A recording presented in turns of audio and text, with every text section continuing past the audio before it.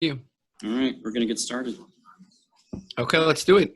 Good afternoon, everyone. Welcome. I'm Steve Bishop. I'm the Associate Chair for Education for the Department of Medicine, and it's my pleasure to introduce our guest speaker today, Dr. Tro Kalayjian. He is right up here. Unfortunately, there were some weather issues, and his plane from Newark was not able to make it into Richmond on time, and so he hustled back in an Uber to his office and is going to give us our first remote grand rounds here.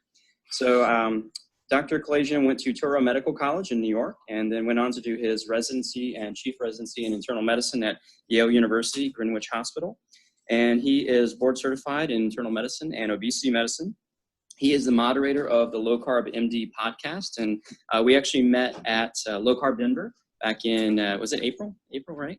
Yeah, and, March, April. And then we tried to connect at Disney World after that. For all of you who know me, I'm a Disney fanatic, but the timing didn't work out. But I was able to convince him to come give grand rounds. He is in private practice in New York, and his practice focuses primarily on providing direct primary care and on obesity medicine. And he's going to talk to us today about dietary advice and weight loss. All right.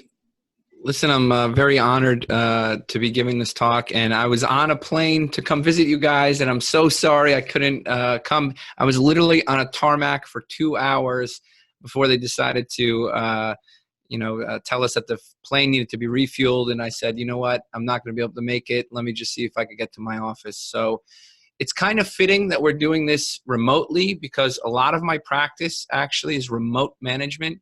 And we'll talk a little bit about that at the end of the talk. And what I mean by remote management, we do video conferences with patients. So if they need help or they need a little tweak in between our monthly visits, we do that through remote technology just like this.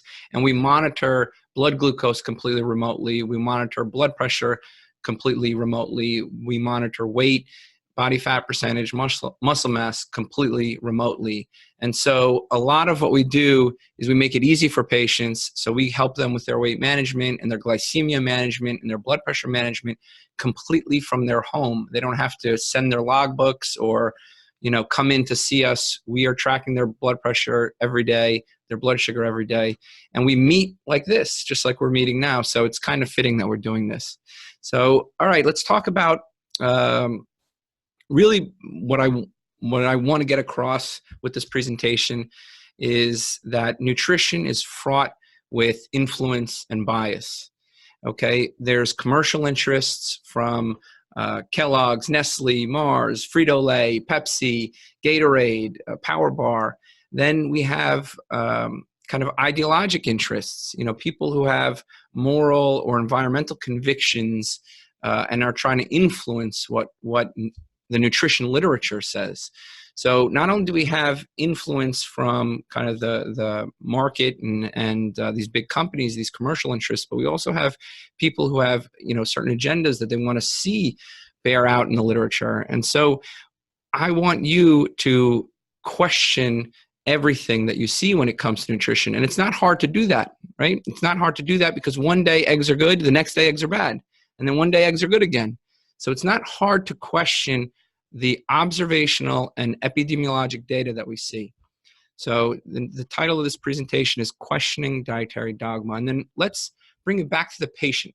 Let's make nutrition about the patient in front of you. And so I'll try to do that today.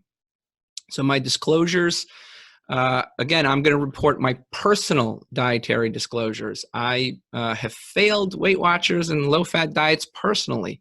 And I found personal success with low-carb diets and intermittent fasting. So I want you to know that, okay?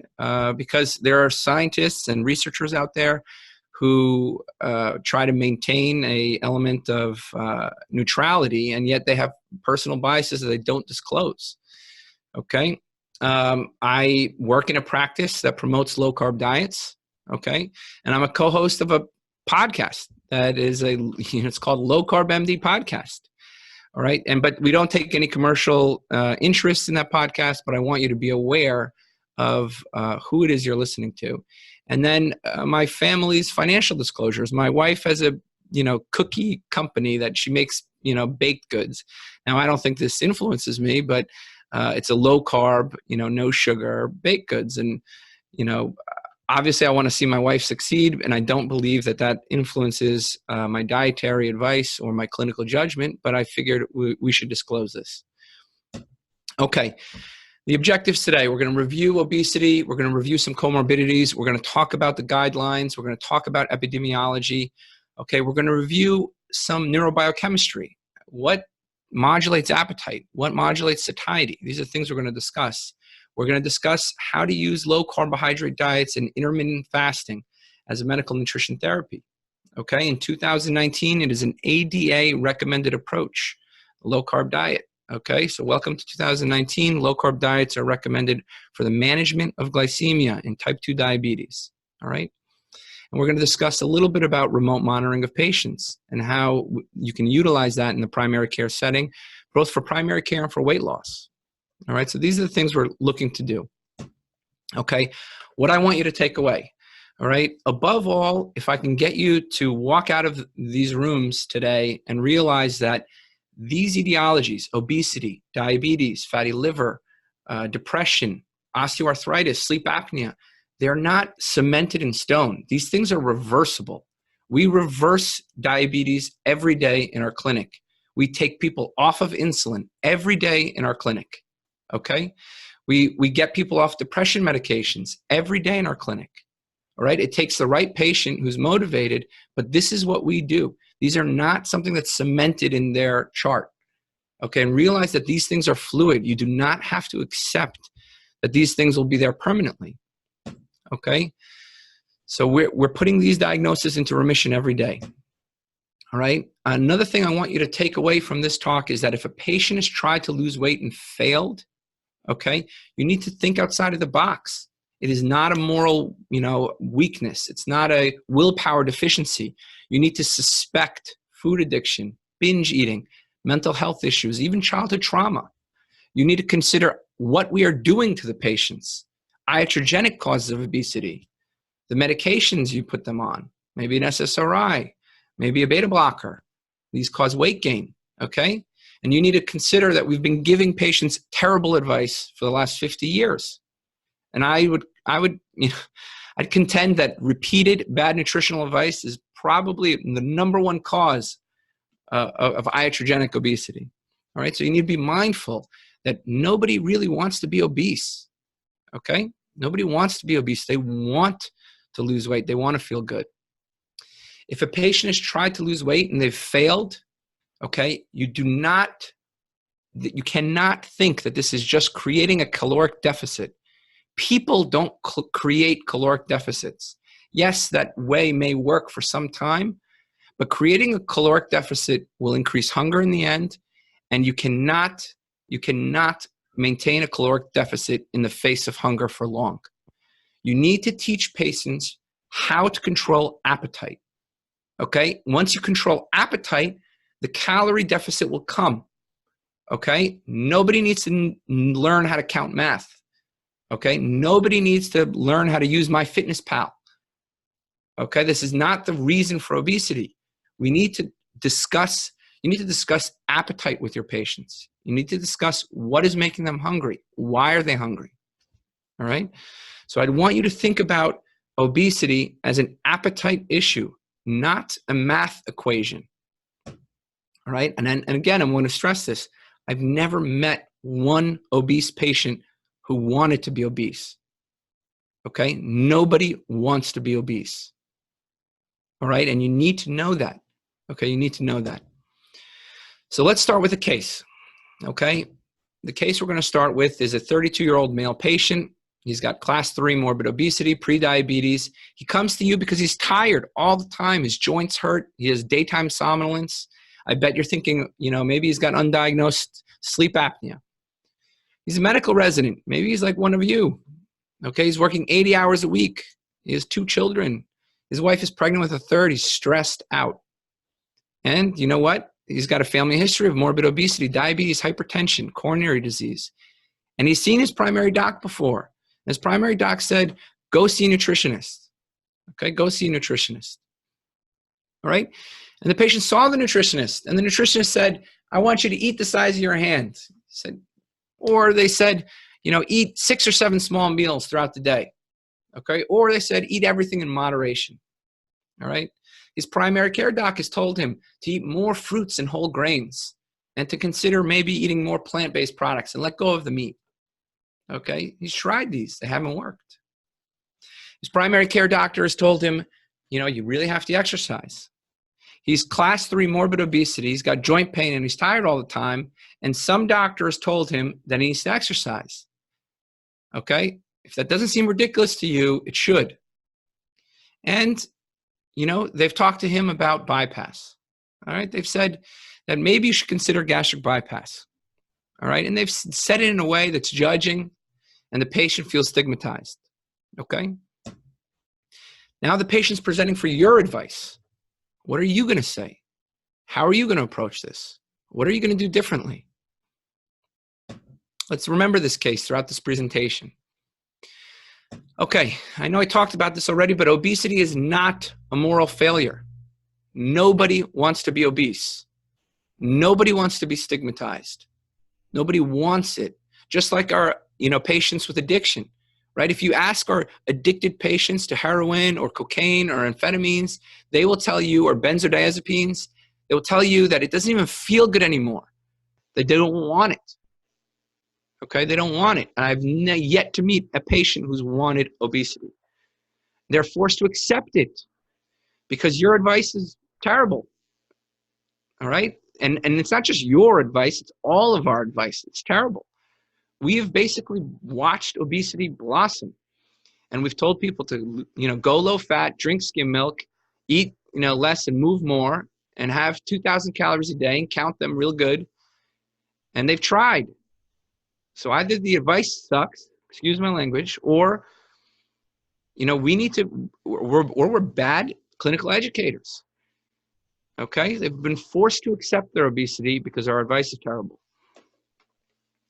It's not a willpower deficiency. 1950 didn't come around and everybody just started not having willpower, right? This is not a willpower deficiency.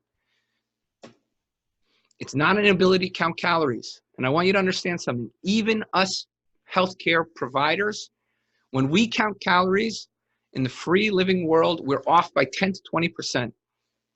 Okay? We're off by 10 to 20%.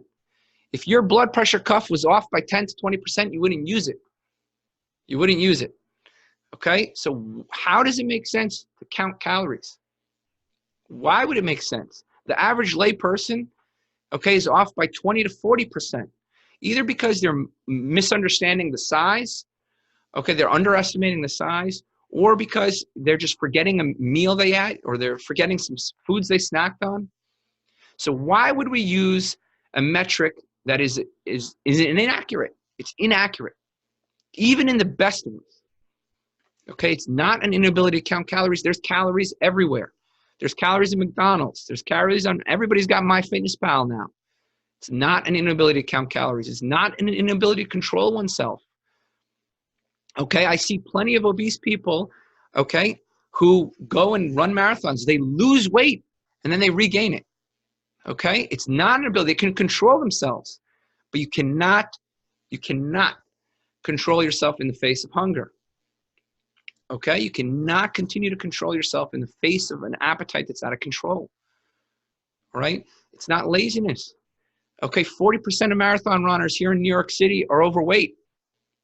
All right, they want to exercise. That patient we talked about, he wants to go to the gym, but he's tired and his joints hurt. He's 400 pounds. And many of them are dealing with stress, mental issues, and emotional factors. And honestly, you may not even be able to relate to those. Okay? And now let's add to the problem. They don't want to see you. Patients with obesity don't want to see you because honestly, you don't know what to do. Maybe you tell them to take pills. Okay? Maybe you tell them to get surgery, all of which comes with some judgment, either that you didn't intend or that they feel. Okay? Then pills don't work that great. And surgery, well, we'll talk about that. They don't want to see you because your exam tables in your room, okay, are weighted to 300 pounds. You can't even carry them. All right? Your chairs in your, in your waiting rooms, they have armrests. They can't even fit in the seats comfortably. Your hallways are narrow. Okay? They don't want to see you because you don't know what it's like to be them. And there's more. I mean, the real reason they don't want to see you is you've never felt endless hunger. Okay? You haven't felt what it's like to want to eat less and you can't because you're always hungry. You've never had to ask for that seatbelt extender on the airplane. Okay? You've never had to miss a concert because you can't fit in the stadium seats, or not go to the movies, or not go to a carnival ride. You don't know what that feels like. You don't know what it feels like to be obese. You don't know what it feels like to try again and fail. Okay? And you probably can't get past your own preconceptions of obesity. All right? That it's a calorie deficit issue, or that it's an inability to count calories, or that it's a moral weakness, or a some sort of weakness. It's not. It's not. And to top it off, your advice sucks. Your advice has been, the guidelines have said, eat low fat, skim milk, more vegetables, more fruits, more grains. Okay? And it doesn't work. It's not working. If it worked, people would be doing it. People would be succeeding. You can't tell people to eat less in the face of uncontrolled hunger. All right? You can't do that. And the problem is massive right there in your home state and your neighbor, West Virginia. I think it's the obesity capital of the world. Okay? Look at this problem. This has absolutely blossomed, and it's blossomed on our watch. Okay? All the old attendings I see there with gray hairs and glasses, you were watching this happen. You guys watched this happen. I mean, I don't blame you. I don't blame you. I don't blame you. But this has blossomed on all of our watches. Okay? Nutritionists that are there, the dietitians that are there, you're responsible for this. Either because your advice isn't good or because the patient can't do the advice you're giving them. Either way, it's your fault. So let's us take responsibility. Let's us take responsibility. But the problem, I think, is a lot deeper than we even acknowledge. Okay? It's a lot deeper than we acknowledge. Right? Here we have on the left here a map of osteoarthritis. Osteoarthritis is supposed to be wear and tear of the joints. It's supposed to lag obesity by at least 5 to 15 years. But the prevalence and the map look exactly the same. Okay, maybe I'd say that I'd put this theory out that maybe osteoarthritis is a metabolic disease. And look at that map of diabetes. It's not any different. Diabetes, osteoarthritis, obesity, exact same prevalence, exact same distribution. Okay? These maps look eerily similar. This is sleep duration on the left. Okay? Maybe this is a surrogate for chronic stress. We're a stressed out population. We're not sleeping. We're mentally ill on the right here. Look at these maps and look how close they look. Look at how, and let's talk about mental health for a second, because this is near and dear to us. The rate of burnout and suicide and amongst your peers. Look at the person next to you. Okay, out of the 3 people next to you, 1 of you is depressed. Out of the 10 people next to you, 1 of you is thinking about suicide. How did this happen? Was it always like this? They've blossomed. They've blossomed on our watch. Okay? And not only that, cancer has blossomed in just the same way. And heart disease has blossomed just in the same way and just in the same place. What is going on here? Are we thinking about this? Okay, are we thinking about this critically? There's these new epidemics. And I'm sure those doctors I talked about with the gray hairs and the glasses, okay, ask them about fatty liver disease. Did they see it 30 years ago? It was probably rare. And now we see it every day. I see it in 15-year-olds in my practice. Okay? Fatty liver is the leading cause of cirrhosis in this country and is related to metabolic disease and is related to obesity and diabetes. Okay? PCOS, same exact thing. I'm seeing it younger and younger. There's an epidemic of metabolic disease and it's blossoming on our watch. Are you thinking about what's causing it? Are you considering what explains this all? Okay, what explains this all? What is the underlying issue? Is there an underlying issue? Am I just looking too deeply into things that maybe aren't related? Can we find a unifying ideology for all of this? Okay, do we have a MyFitnessPal deficiency? Is that the cause of obesity? Let's just focus on that for a second. Is it because we don't have enough gyms and fitness centers, hypo gym and fitnessemia? Is it a gastric bypass deficiency? Okay, is our society lacking gastric bypass? Do we not have enough endogenous phentermine? You know, phentermine is the medication we use to cut appetite. Is that the problem? Okay, is there something equally absurd? Is it genetics? Did genetics change starting in 1950? Are we actively mutating over the last 15 years? Right? Let's think critically. Is it a willpower deficiency that started in 1950? It's not. And then, I was at a conference very recently, with all these bigwig researchers and, at Obesity Week, one of the biggest conferences on obesity, and they're talking about all these associations. Well, obesity is associated with artificial light, irrespective of sleep. It's associated with TV and advertisements. It's associated with lack of exercise and video games. Can video games explain this? It's associated with the amount of heat and air conditioning units in cars. And yet nobody's mentioning the crap food that we eat.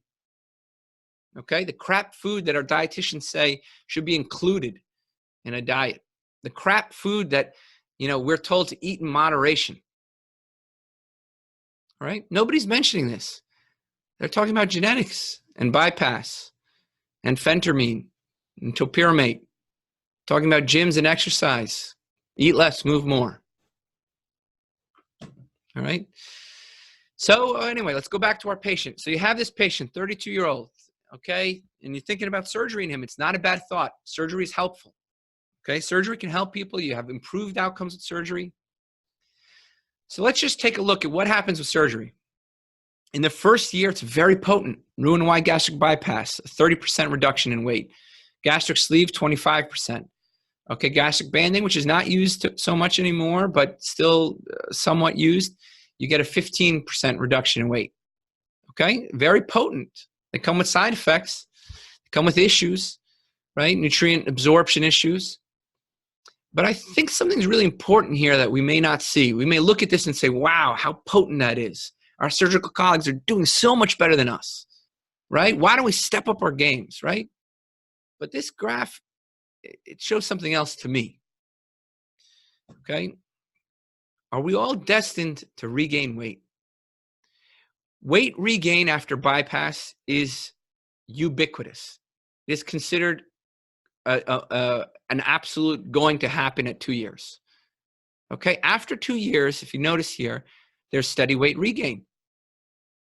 Why would we have weight regain after we've removed the stomach? We've forced people to eat the size of their palms. This is what we're forcing them to do, and yet there's weight regain. We're taking their ability to absorb nutrients away, and yet they're still gaining weight. What is going on? What is driving this? Are we all destined to just keep gaining weight? Was this how it was 100 years ago? And maybe you say, oh, we'll send that patient to a weight loss doctor, the big wig like Tro over here, or, the weight loss clinic you have there, which I know is excellent. Okay. And we have drugs now. We have excellent drugs. A few of them are listed here. The most potent of which may be phentermine and topiramate, which is a potent appetite suppressant. Okay. It works well. You see a 10% weight loss here. And now look here, we have a bupropion and naltrexone. We're using a mu-opioid antagonist, that blocks addiction in obesity, and it works. Are you considering addiction as the etiology of obesity? Have you considered that? Okay. And there's liraglutide. It's a great, or Saxenda, or there's a lot of GLP-1 drugs that work excellently, and they also help with glycemia. Right? There's a lot of drugs we have now. Lorcaserin, which is a cousin of fenfluramine, a potent appetite suppressant. But does this explain what's going on, or is it just a Band-Aid? Is it just a Band-Aid? And I want to focus on the most potent of the drugs we have, because what you saw with surgery, of course, happens with the medications as well. This is from the 2-year data that they used to get FDA approval of phentermine and topiramate. All right. If you notice here again, at 1 to 1.5 years, there's a very impressive weight loss. Okay. But what goes on right after 80 weeks? And you see it in their intention to treat arm. You saw that this number keeps going. I don't have that graph, but are we all destined to keep gaining that weight? You know, we're giving medications and drugs, right? Is weight gain is that cemented in stone? Are we all relegated to weight gain? Why? So let's start by admitting failure, because we don't know, right? We don't know. We don't know. We may have some good ideas, but we don't know. And as I said, our profession has basically overseen this explosion of obesity and metabolic disease and cancer and diabetes and mental health issues. We've just watched them. We've tried our best. Okay, we've tried our best, but they've blossomed on our watch. And we're too busy with Epic and pharma drug rep lunches and worrying about Tylenol and Colace pages. I'm sure some of you residents are probably getting that right now. So I think we failed our mission and we failed our oaths. I don't mean to be overly pessimistic, okay? And I don't mean to be overly critical, but we need to wake up. All right, and even the best of us, the most interesting and thought leaders in obesity and metabolic disease and diabetes, you know, they point to these graphs. They came up with this graph of all the different influences on obesity, and they don't know. They don't know. Look at how confusing this is. Okay, they don't know. Right? Is it the food, the environment, the biology, the genetics, is it the, social factors? They don't know what's driving it. All right. They're trying to figure it out. And then one week they say that eggs are great for you. Next week they say eggs are bad for you. And then eggs are good for you again. And then they're bad for you again. Okay. So they don't know. They don't know. And they're relying on nutritional epidemiology to drive what to do for that patient who's sitting in front of you. Nutritional epidemiology says one thing, maybe limit eggs. Maybe that's what it says. Maybe it doesn't. Depends on the week. But then what does that patient want and need in front of you? All right? Those are two different needs. Two different needs. So the experts, they don't know. And they flip-flop every week. Why would you trust them? Why would you trust? I wouldn't. If you were a patient, why would you trust them? Right? I don't trust them. Okay, maybe they want you to be confused. Like here, I'm going to go cynical and, the schizophrenic obesity doc's going to tell you, maybe they want you to be confused. Okay, maybe they want you to be the paranoid schizophrenic here. Maybe they want to monetize your confusion. Here is a company, okay, owned or partially owned by one of the world's premier researchers in obesity, longevity, and fasting. His name is Walter Longo. Excellent researcher. Okay?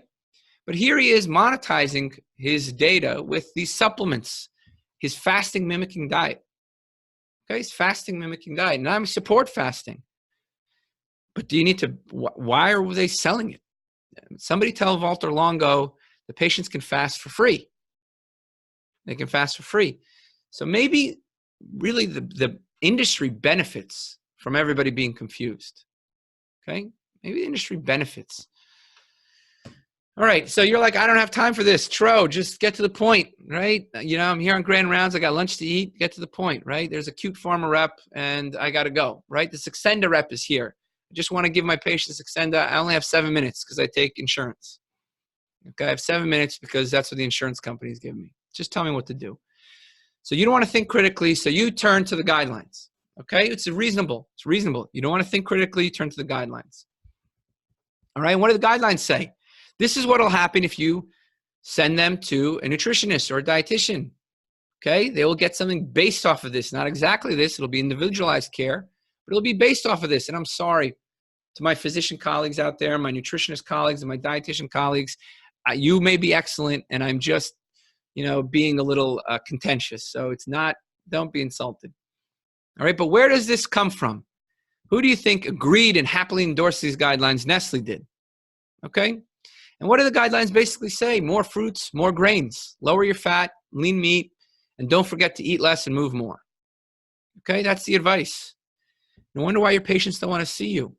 I wonder why they don't want to see the dietitian, right? More fruits, more grains, lower fat, lean meat. That makes sense. They should lose weight. They should lose weight only if they ate more fruits. Well, let's make sense of this, okay? What happens to other animals when they eat our food? All right, this was an excellent study done about a year ago on raccoons. They looked at raccoons, in the Montreal area, and they compared the weights and essentially the A1C of raccoons that were in and around the city versus in the suburbs versus in the rural areas. And what do they find? They find that the city rats are basically diabetic and obese. The suburban raccoons, are less diabetic and less obese. And the rural rats basically have none of them. None of that. Okay? And I love the fact what they put here in this graph, access to garbage. And I love these veterinary researchers because they are calling our food garbage. And I think it's an appropriate designation. They call it garbage, yet we include it in our heart-healthy, whole-balanced, moderated diets. Raccoons eat our food, they get fat and diabetic. They rummage through your garbage, they get fat and diabetic. Why do we think we're different? Why do we think we're different? Do these raccoons have a willpower deficiency? Should they be exercising more? Are they watching too much TV, playing too many video games? Is there too much heat and AC in wherever they are? Right? Don't forget the pizza rat. I don't know if you guys know pizza rat. So the pizza rat in New York City, you carried the pizza all the way down the stairs. All right? They're eating our garbage food. And I'm so happy those scientists called it garbage. Okay, this problem extends beyond, maybe you're like, I'm not a raccoon, I'm not a rat. Well, in Melbourne Zoo and zoos across the world, essentially, there was a problem. The monkeys, okay, they were getting too many dental cavities. Okay, they were getting too much obese. They were getting obese, right? They were getting diabetes. And the head vet in the Melbourne Zoo says, we're going to limit fruits. Okay, we're going to limit fruits because these animals, these primates, are selectively eating the fruits and they're not eating anything else. And he says that the fruits are modified to be so sugary. Okay, we did too good of a job. We tried to solve the worldwide hunger issue, and we made fruits amazing. Okay, we made them amazing, and he says they're too sugary, these genetically modified fruits. And he removed them, and their health improved in the zoos, across the United States. They've limited them. Well, maybe you're not a monkey, and maybe we're not all monkeys, right? Maybe. So here's the fruits. Are they all created equal? Should we all be eating all fruits all the time? Should we be eating 6 to 9 fruits because that's what the guidelines say? Well, are fruits fruits? Are they equal? Is this, watermelon, wild watermelon, the same as the Monsanto watermelon you're seeing? Okay, is the wild banana the same as the bananas that we have in the supermarket? Are the carrots the same carrots that we're eating now? Are the wild berries the same berries that we see in Costco and BJ's and Sam's Club, Walmart? Are they the same? Is eating these foods on top of a caloric surplus beneficial? I don't know. I'm not sure. The population data says yes. But let's think critically.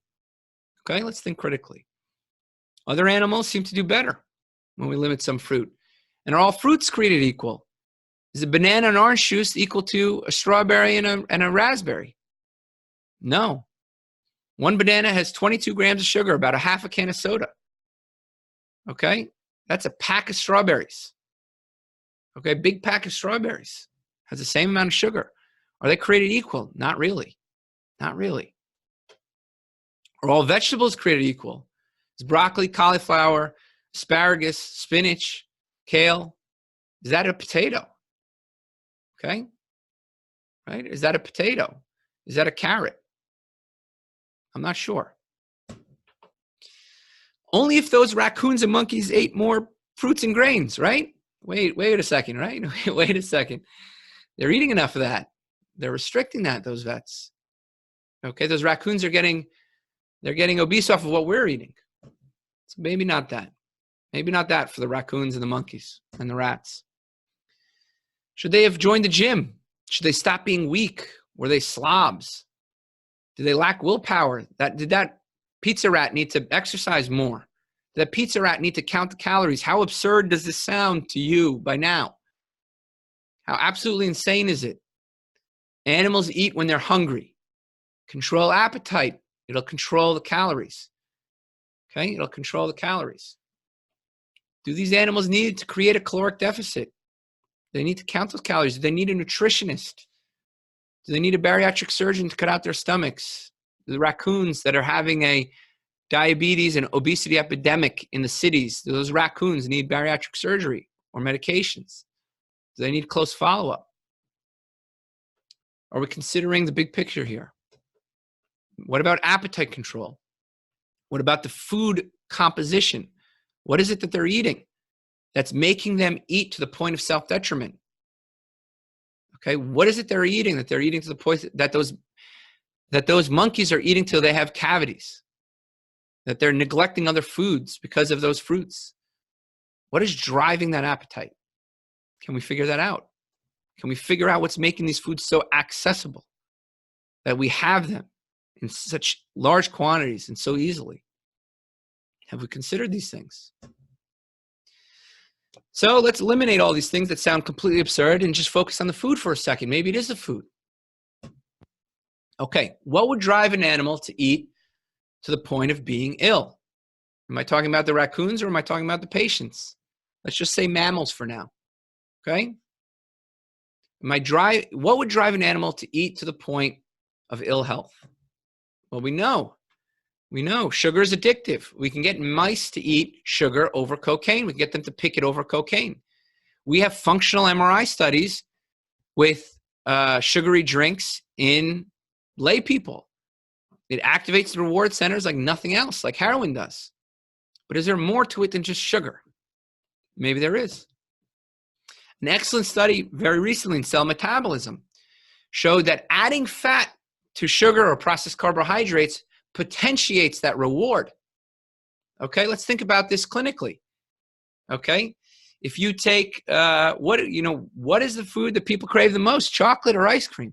What is it? It's fat mixed with sugar or a carb, right? People, okay, this is a great study that used functional MRIs. They're willing to pay more for fat and carbs, okay, more so than fat alone or carbs alone. All right, so think about what this means. It means it's not just sugar. There's more to it. Fat can play a role. All right, it's not just sugar that's addictive. Fat will potentiate sugar and processed carbs food reward. Okay, let's think about what this means. So does this theory hold true that fat and sugar is more addictive? Well, let's take a look at this group that took the YFAST, which is the Yale Food Addiction Scale, which is an absolute must scale for you to do in every morbidly obese patient. Okay? They took that food addiction scale and they presented it to lay people, and they sought to categorize the most addictive foods. Let's see what they are. Chocolate. What's chocolate? 50% fat, 50% sugar. What's ice cream? 50% fat, 50% sugar. What are French fries? 50% processed carbs, fried in an oil. Pretty much the same. Pizzas, 45% carbohydrate, 45% fat. You get a little bit of sugar from the sauce as well. Cookie, same split. Butter, flour, sugar.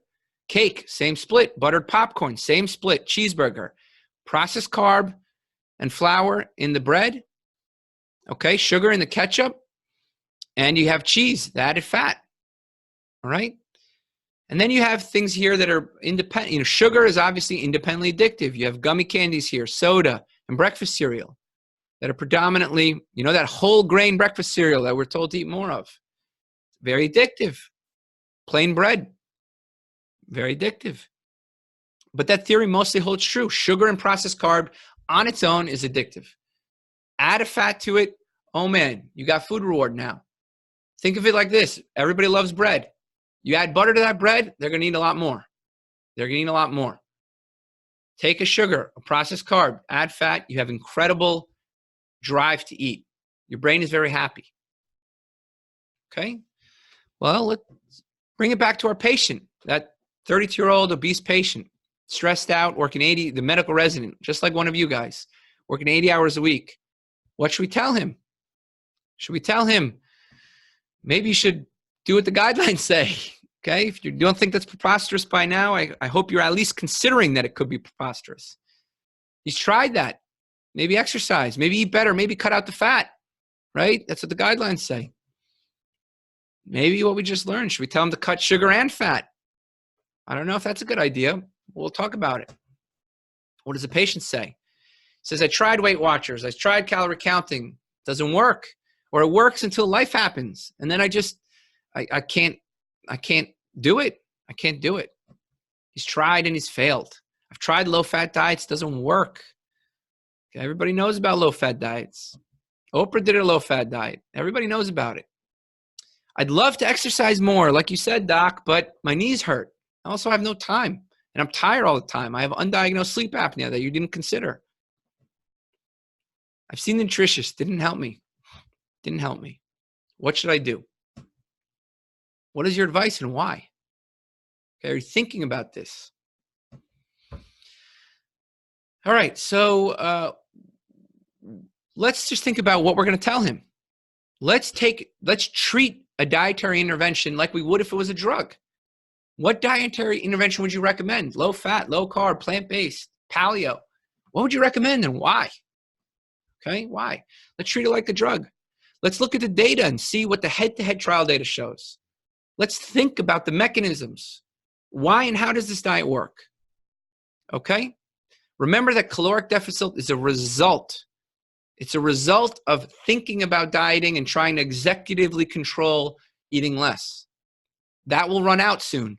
The ability to do that will under stress, will falter. But it is a mechanism. I'd like you to consider another mechanism, appetite control, hunger control, and that will lead to a caloric deficit. And you don't even need to think about calories. Just address hunger. Well, let's look at what the data shows. Low fat, low carb, what are we going to do? Okay, well, here's a meta-analysis from Mansour. This was from the British Journal of Nutrition. And what did it show? There's a slight advantage to low carb, very slight advantage, not much, 5 pounds. Okay, but for my patient, you know, he's tried low fat, it's a no-brainer. He's failed the other treatment. He's told you, Doc, this antibiotic you gave me for my infection doesn't work. I'm still infected. I still got a fever. Well, try harder. Try that antibiotic harder. No, it's ridiculous. Consider another modality. Consider another approach. So he's tried low fat. Low carb does better in the literature. Consider low carbohydrate. Okay, consider it. So it's not a huge amount. We're talking about 5 pounds, but it's something. Something. Well, they've done head-to-head studies. We don't need a meta-analysis. Gardner did a study in 2007, 10 years ago, 12 years ago. He compared Atkins, Ornish, Zone, Learn. Who lost the most weight? Atkins did. Atkins knew what he was doing. He knew what he was doing. We have the data. It's here. Some of you may say, oh, wait 1 second. Gardner did another study more recently. Okay? He did a study more recently. It was published in JAMA about a year ago. Okay? What did it show? It showed that low fat and low carb equaled out at 12 months. Okay? I mean, low carb did better here, statistically significantly better at 3 months and at 6 months, but that signal faded. So maybe you're saying they're the same. All diets are the same, right? Are they all the same? Are they all just a caloric deficit? Let's think about that. Well, if you look at diet fits closely, Gardner, who's a a plant-based advocate. What did he do in this study to equalize the arms? Well, Gardner went and told his patients in the low-fat arm and the low-carb arm to cut out all sugar and to cut out all flour, right? Cut out all flour. Cut out most of your grains. Cut out all that sugar. Okay, this is what he told both arms. And if you look at the difference between sugar in these arms, the added sugar difference at the end of 12 months was 10 grams. That's 2 teaspoons of sugar difference between the low-fat arm and the low-carb arm. He equalized the groups to get this result at 12 months. And still low-carb really did better. Did better at 3 months and 6 months, and did better, just not statistically significant at 12 months. So Gardner did a great job. Great study that he did here to equalize the groups. Okay, great study. All right, so what's the mechanism? How does it work? How do low carbs, how are they slightly better? All right. Some proponents say it's a spontaneous decrease in intake in ketogenic and low carb diets that range from the order of 600 to 1100 calories per day. Patients will just stop eating. Why? Is it patients report that they have decreased hunger and increased satiety? Other proponents say there's a metabolic advantage. Is that true? Critics say that, hey, the effect is just restricting a food group. All you did was stop them from eating carbs, so they ate less calories. Okay? The critics say there's no hormonal advantage. And the critics say, like Brad Schoenfeld, he gave a talk a couple years ago, and he said, maybe low carb does better because they're just bored with their diets and they have less to eat and they're eating less. Okay? He said they're bored. That you're restricted. Okay? And other critics will say that there's no hormonal advantage. Kevin Hall says he believes there's no hormonal or metabolic advantage. And these guys are smart. Let's consider what they're saying. I don't know. Does this diet look boring to you? What does that look like to you guys? You bet you're all hungry. I don't know if you're eating, but don't mean to spur your appetite. I know we're talking about appetite, but does this look boring to you? Not really a boring diet, in my opinion. All right. Some of those critics say it's only coming from protein. All right. You go on a low carb diet and the efficacy is coming from protein. And here's a study that shows what protein does to satiety, what it does to appetite. And they put these two groups of patients into basically a caloric deficit. They gave them like half the food they normally eat. In this study, it was 750 calories. It was not quite half, but okay. And the one group got a high protein diet. The other group got a normal protein diet. And what happened? The high protein group were less hungry, had less desire to eat, and they were more full. And they preserved more lean body mass. So maybe the effect is from protein. Okay, maybe it's just the protein in these low carb diets. Maybe it's that protein leads to more thermogenesis. Okay, so protein, when your body burns it, it creates heat. And it doesn't burn it as efficiently. So maybe you're getting this advantage just by having more protein in your diet, because really 4 calories of protein is actually 3 calories, because your body spends about 1/4 that energy making heat from that protein. The meat sweats, right? So this is a real phenomenon, proven thermogenesis from basically, it's thermogenesis that's happens from digesting protein.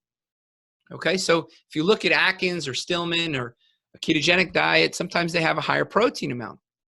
All right, and maybe that's the mechanism, the satiety and this thermogenesis. All right, but is that it? Is it just the protein? Critics say yes, that's just it. That explains it.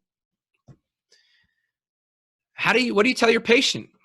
So it's just the protein. That's what's going to make you more full, and it's like exposing an inefficiency. It's like a hack. Is that it? Is it all about protein? Well, maybe not. Maybe not. So this is an interesting study, okay, done in 2008, where they took patients and they put them on basically a ketogenic diet. And they found that as long as they fed patients on a low-calorie ketogenic diet, that they're basically a ketogenic diet or a low-carb diet, they're interchangeable, okay? They maintain a hormone called CCK. CCK is released when we eat protein and when we eat fats, okay? And even though they lost weight, okay, on this diet, this weight loss diet, All right, they maintained their CCK. And now if I take CCK and I inject it in you right now, your pylorus is going to contract, your gallbladder is going to release a bunch of juice, and you're going to feel full. If I put you in front of a Chinese buffet, you're going to eat 30% less if I inject you with CCK. Well, ketogenic diet preserves that. And then when you go off the ketogenic diet, like they did in the 9th week here, those levels drop. Okay? Statistically significant drop. So ketogenic and low-carb diets preserve CCK. Preserve CCK. So maybe there's a unique hormonal effect on satiety. That's not the only hormone. Neuropeptide YY. This was an excellent study done for a year. They put people on low-fat versus low-carbohydrate diets, and they fed them for a year. And they saw what happened to the satiety hormone, neuropeptide YY. It's a hormone. Again, if I give it to you in front of a Chinese food buffet and I inject it in you, you'll eat about 20% less. If you eat low carb, it's preserved despite weight loss. Okay, if you eat low fat, it's gone. Right? You're not eating fat. You're not eating protein, right? And so this hormone decreases. You're losing that satiety hormone, right? It has an effect, a unique hormonal effect from low carb diets. And also ghrelin, the hunger hormone. This is a great study. Showed that this was a weight loss diet they put patients on, and they showed that as long as they kept ketogenic, that the ghrelin was suppressed. Usually with weight loss, you get ghrelin that goes up and counteracts the weight loss to get you to go back to your set point, okay? But a low-carb diet and a ketogenic diet, when maintained in ketosis, preserves that ghrelin, keeps that ghrelin low and suppressed. And when you go off the ketogenic diet, that ghrelin increases in week 10, okay? So there's some unique hormonal effects seen in low-carb and ketogenic diets. All right? It's not all calories. Okay? The protein, the hormones. Well, what about insulin? This is like a hot topic. Okay? Several studies have shown that low-carb and ketogenic diets reliably lower your fasting insulin, improve your insulin resistance, improve glycemia. In fact, now it's, in 2019, it's recommended as an ADA medical nutrition therapy. I would ask your dietitians, do you have a inpatient low-carb diet yet? It's part of the guidelines from the ADA. But is insulin something we should pay attention to? Some say yes, some say no. All right, what about that insulin thing? Well, does insulin cause weight gain? When we look at the ACCORD study, so I'm sure a lot of you know the ACCORD study was a study that looked at aggressive diabetes treatment versus a standard diabetes treatment, and what were the outcomes? And when we look at the weight outcomes, what happens? Weight goes up on the aggressive arm, in the intensive arm. More insulin, more sulfonylureas, more weight gain. Pretty clear signal here. Same thing in UKPDS. More insulin, more sulfonylureas, more weight gain. Okay? Same thing in the ADOPT. More sulfonylurea, more insulin amemics, right? The exception is the GLP-1 agonists, which only increase the first phase response. So some may say, wait a second, you know, GLP-1s are insulin amemics, but they lower weight, and that's true, but they act on that first phase response, right? They act on the first phase response. So it's a little bit different, but for the most part, it looks like when we look at the clinical data, insulin causes weight gain, right? Well, let's just think about this clinically, okay? Because we know this. What happens to your patients if you give them too much insulin, right? What happens when they say, my blood sugar's low? Do they say, oh, wait, let me go eat some broccoli and asparagus and a little bit of grilled chicken? No, right? You know what happens. They say, give me the orange juice, give me the chocolate. I need to eat right now, okay? Is it their fault that they're hungry when their blood sugar fluctuates? Okay, is it their fault? Is it weakness when their glucose drops that they're spurred to eat? Okay, they will annihilate anything between them and a candy bar, right? We know this clinically. What does insulin do? Increases hunger, right? Well, some say no, some say not really, and maybe they have a point. Okay, if you actually sniff insulin, it actually increases your post-meal satiety. Here's a study of intranasal insulin. So on the brain, As a satiety hormone, insulin says you're full. But what happens to your body when you release a ton of insulin or you administer insulin and the blood sugar drops even slightly? Brain thinks hunger. Okay, and it's not the frontal lobe that's saying, maybe let me eat some eggs, chicken, Greek yogurt, saying, give me the food reward. Give me the carbs plus fat. Give me the chocolate, the ice cream, or the sugar. Give me the orange juice. Okay, what does insulin do? Let's think about it.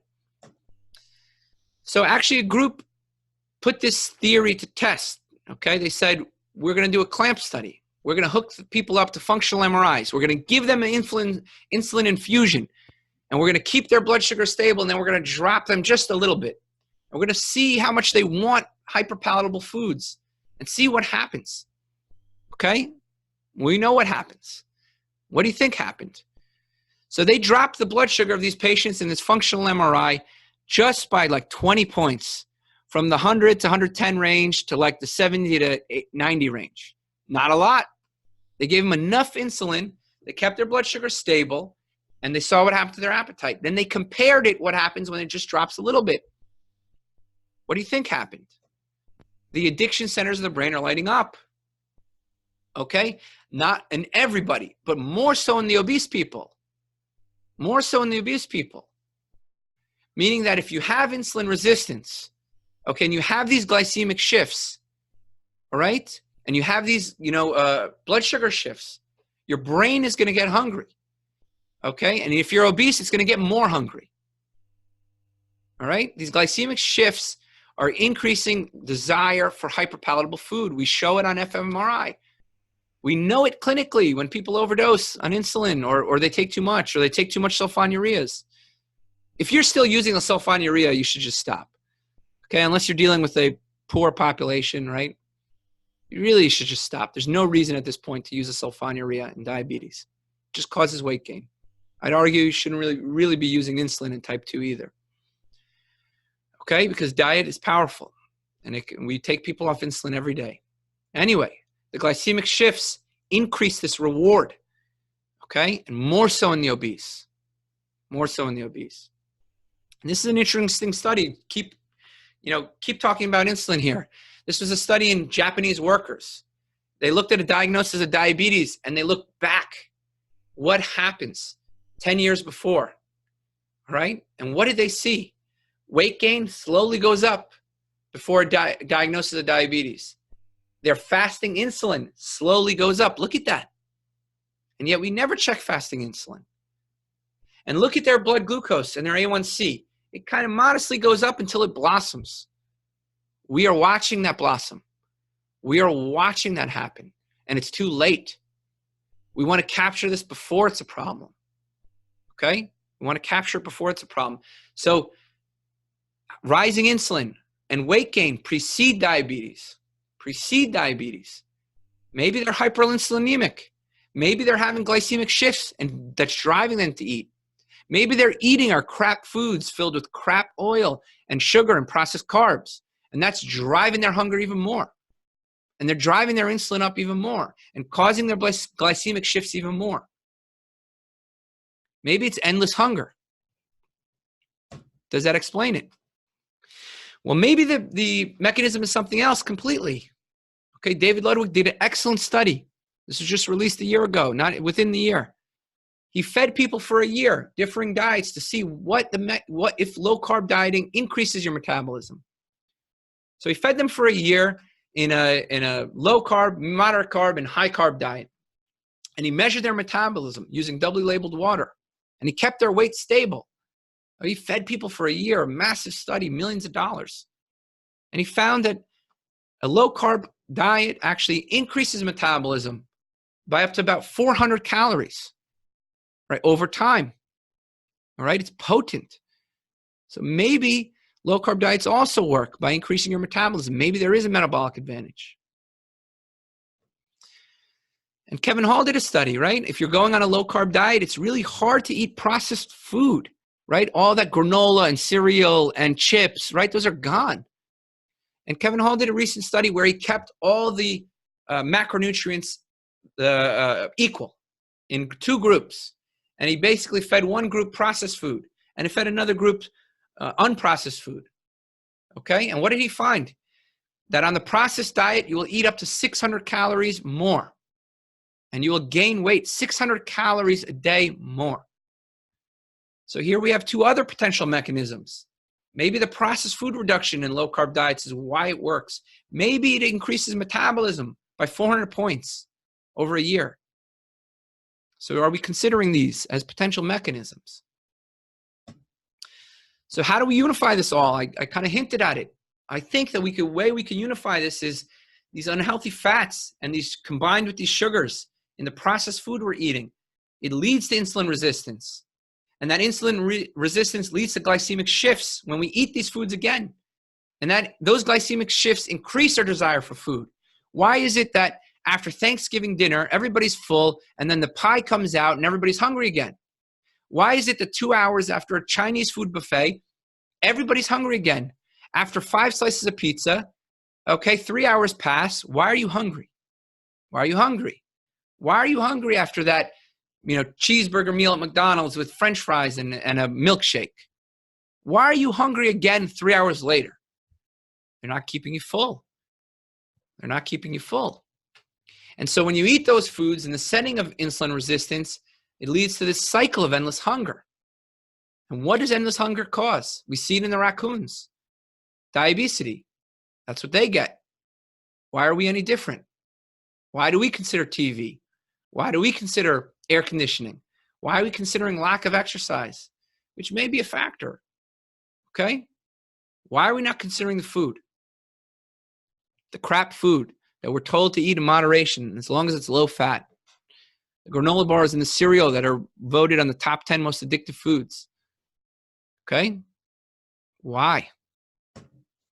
All right, so you're like, okay, you convinced me. Crazy bald guy on the screen. Tell me what to do. Okay, well, here you have your 32-year-old patient.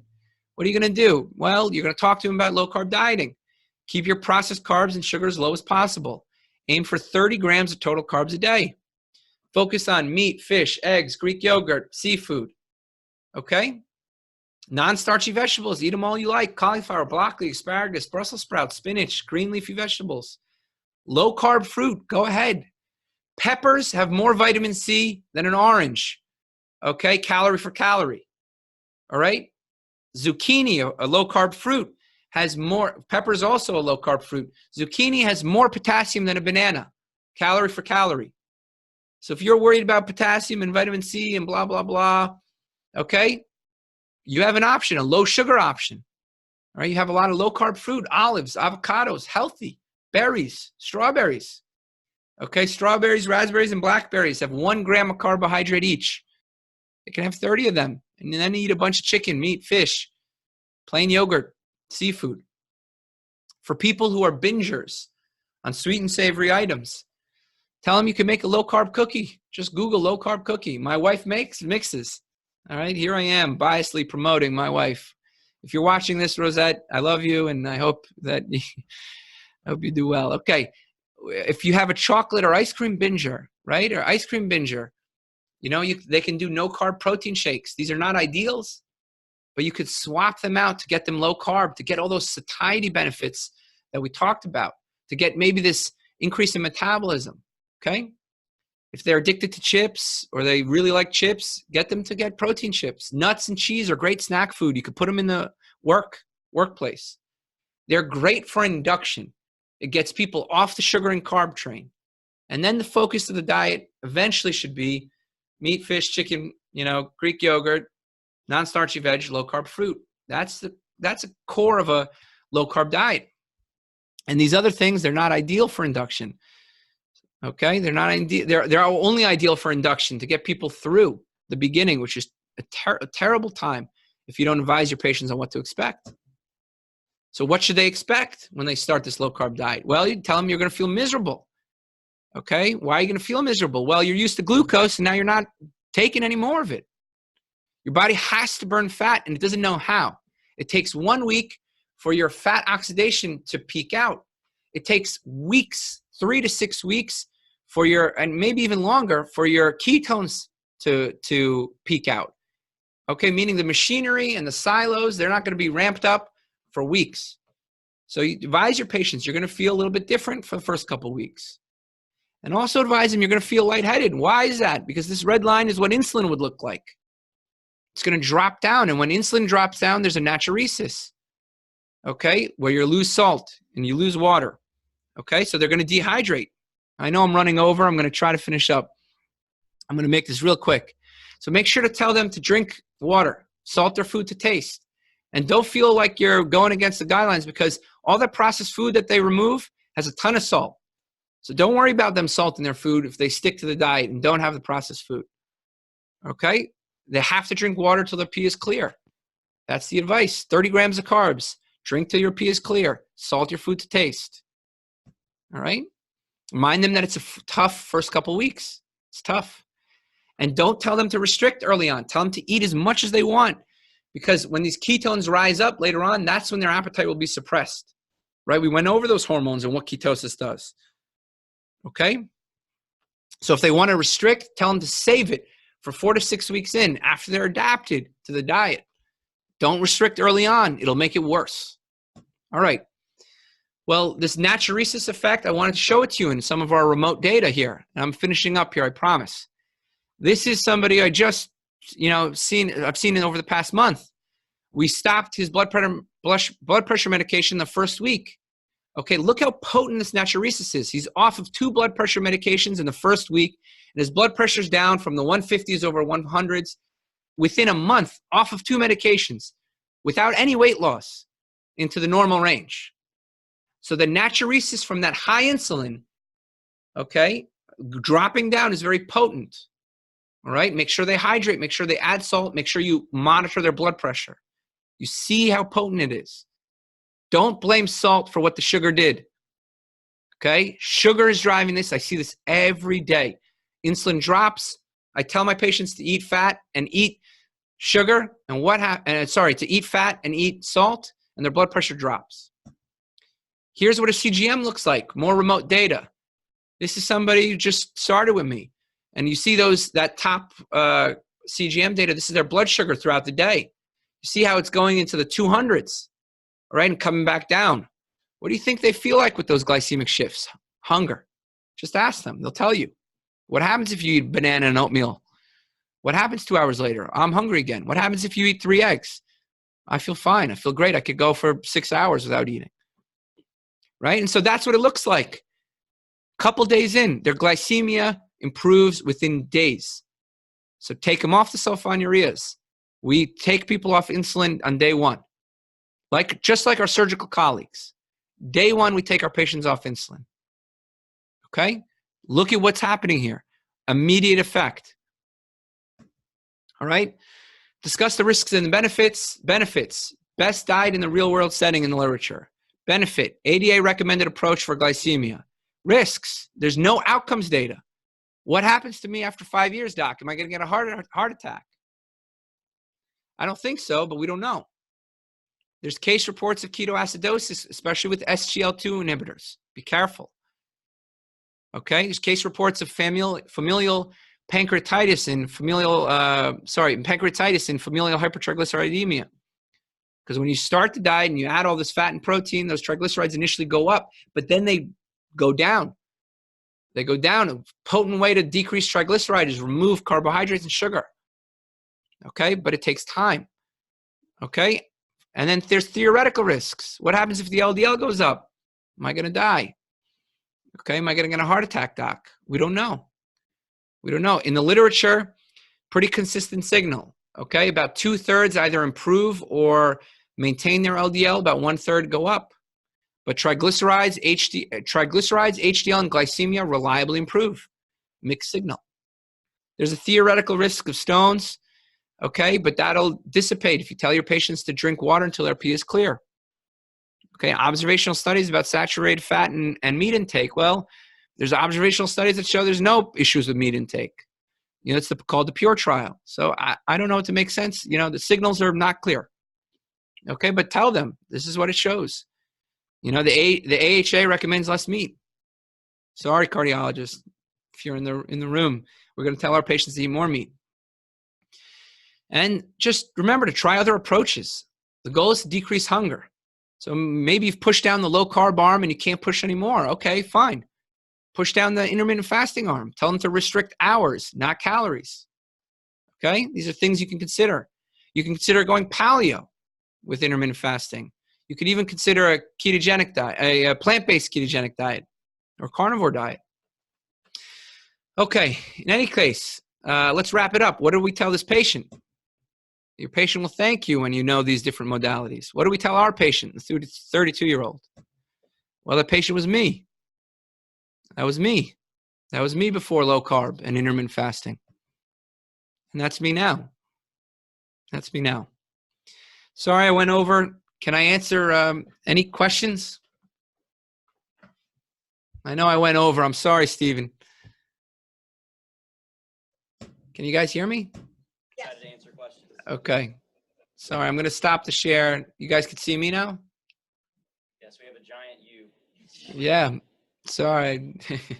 Sorry about the 5 o'clock shadow. Yeah. Can I, do we have time for questions, or is it like, somebody begging to go into the room? I have a quick question. So a lot of the alternatives that you were, for the low carb diet that you were mentioning, they all seem expensive in my experience. So what do you do with patients who are in a lower socioeconomic status and might have trouble obtaining those things? Yeah, so we've looked into this. So we're in the New York City area. The SNAP benefit in the New York City area is $10. Okay, it's actually $15. We've been able to create a great weight loss ketogenic diet for $10 a day. Okay, it would be, canned salmon, canned tuna, frozen berries, frozen vegetables, family packs of ground beef. You can get pork belly for cheap. There's a lot of different cuts of meat. Chicken breast, chicken thighs are cheap. Okay, so there's a lot of ways you could do it for inexpensively. Plant-based vegan is very difficult. A plant-based ketogenic approach is a little more expensive because there's a lot of coconut flour and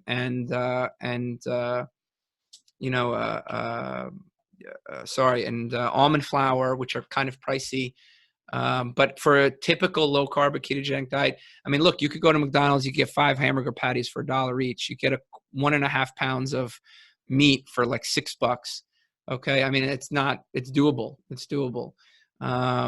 So if you're in a jam, I'm not recommending, I have no affiliation with McDonald's or Wendy's or wherever, but you can go to any one of these places and get $1 a patty of chicken or beef and maintain a low carb diet fairly easily. But if you're looking at it from an economic perspective, you want to go for the canned salmon is great, canned tuna, the family packs of meat. The only issue you'll run into is if you're talking about like SRO housing, like single room. I don't know if you guys have that there, but in the New York City area, we have kind of like, it's like a dorm style public housing where cooking, like they don't have access to kitchens. And then it becomes really a little bit more difficult and challenging. Does that answer? Ultimately, you're actually going to decrease intake, so you'll probably save money, because once the appetite suppression comes in and you'll start intermittent fasting when those ketones are high and satiety hormones are high, you're going to eat less. So does that answer your question? Yeah. Okay. Any other questions? I can't see anybody, so.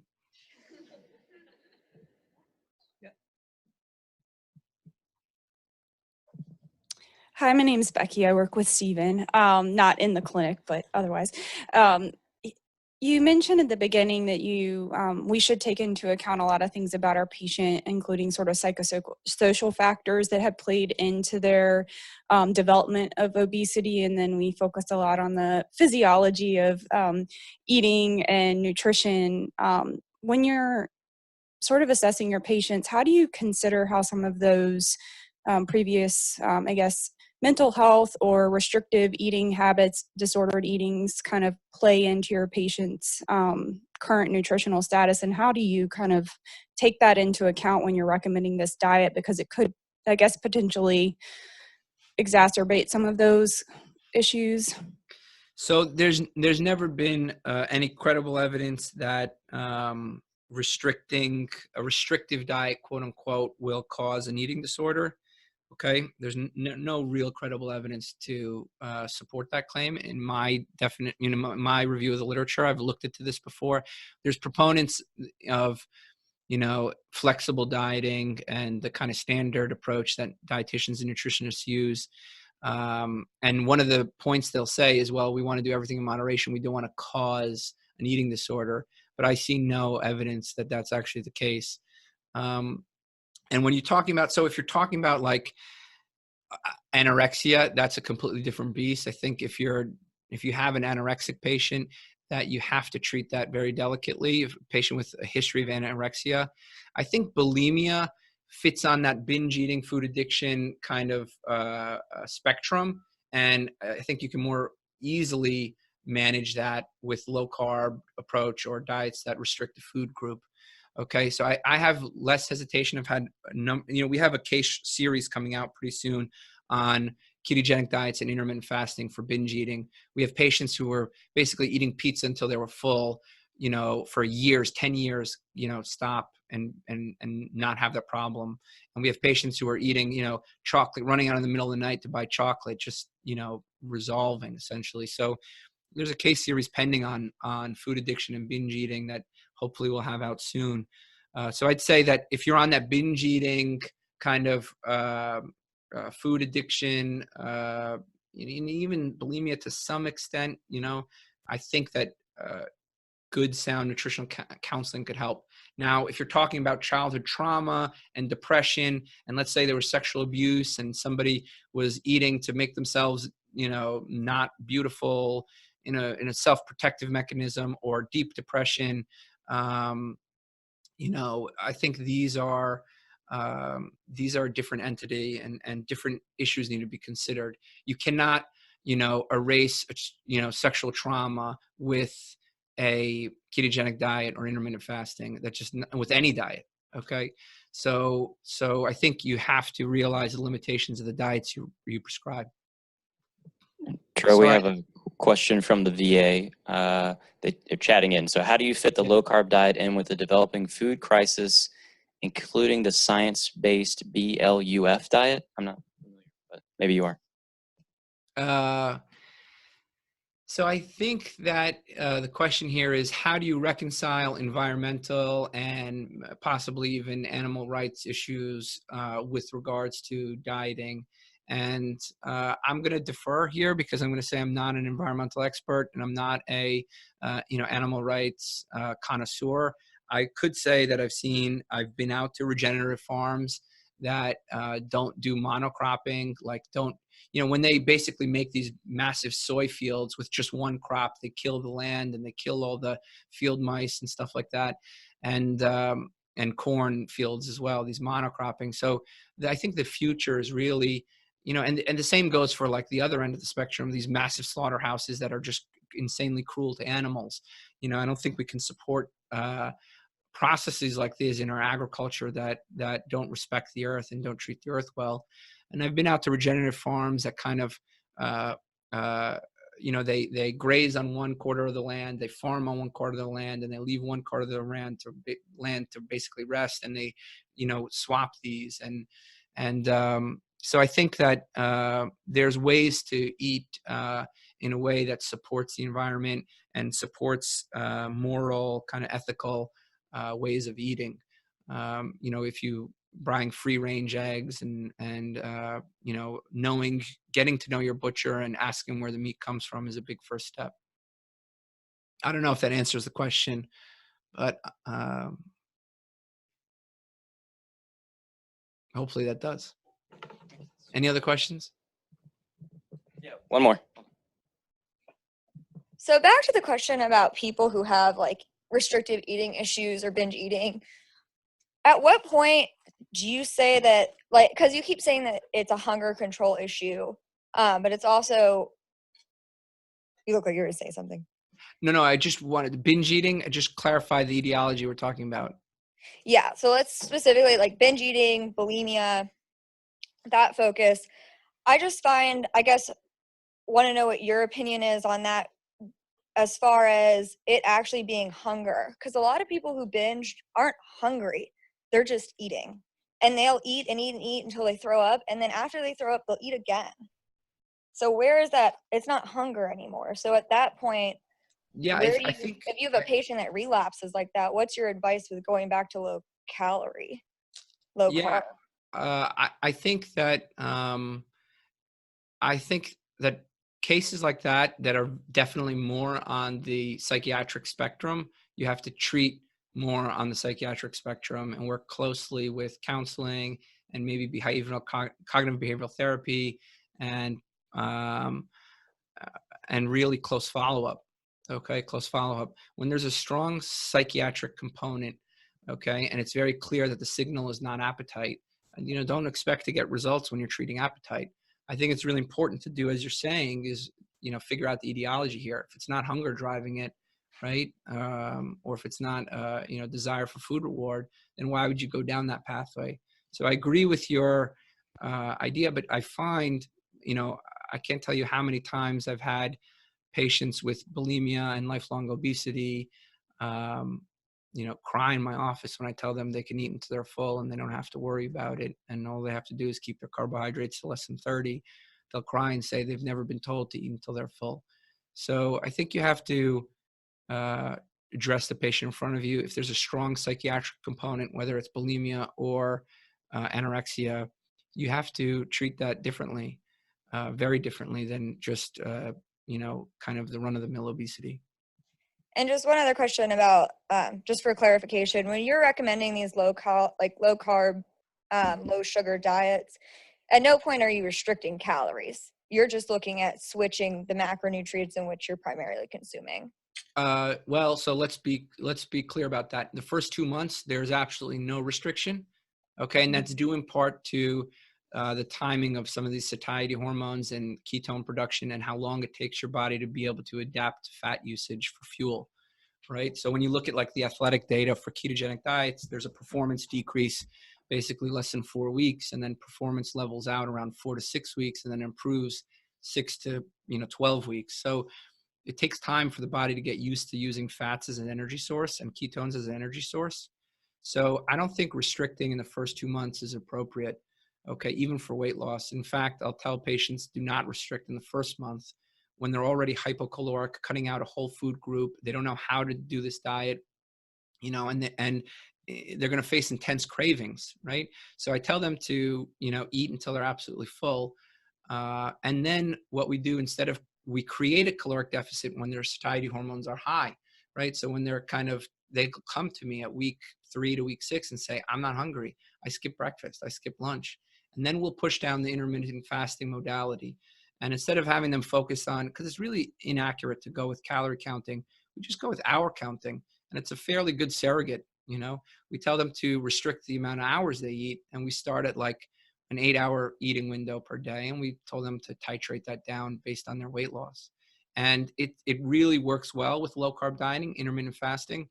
On its own, it can work well because intermittent fasting will improve food quality. If you're going to make it 16 hours without eating, you have to have high protein, high healthy fats, right? You can't be like eating a bunch of sugar and then expect to last 16 hours, right?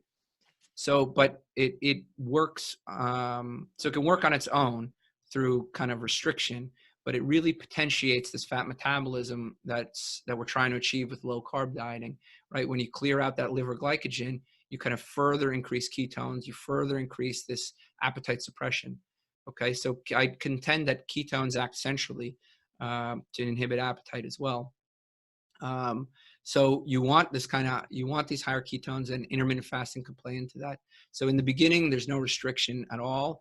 And in fact, it works really well for the binge eating types because you're giving them kind of ability to feel full, and they've felt shame and they don't want to eat and they don't want to, and then you're telling them it's okay. We want you to eat till you're full. We want you to have a good relationship with food. We want you to get in touch with your appetite and satiety. And then when that happens, kind of neurohormonally, then we leverage, we create a caloric restriction through intermittent fasting if it has not already created itself. A lot of times patients already tell me they're eating much less and the cravings are gone. Does that answer the question? Yes, thanks. All right. Thank you, Dr. Tro. You've been very generous with your time. Yeah, Yeah, anything else I can answer? We're good?